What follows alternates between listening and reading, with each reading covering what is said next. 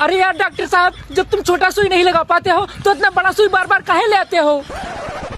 अबे जिस तरह से उसको खांसी आ रही है ना, उसके लिए यही सुई बेहतर रहेगा। बस खाली एक बार ये सुई उसको लग जाए।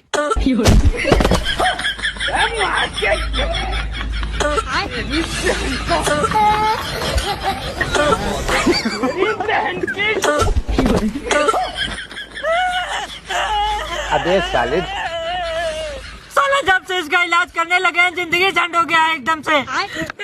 डॉक्टर साहब, अगर इस बार सुई नहीं लगा पाए तो तुम्हारे नाम से मुकदमा लिखवा देंगे हम। मुकदमा कौन बात के? तुम झोला छाप डॉक्टर हो इसी बात के। साला अगर इसी बात है तो उसको सुई लगा कर रहूंगा।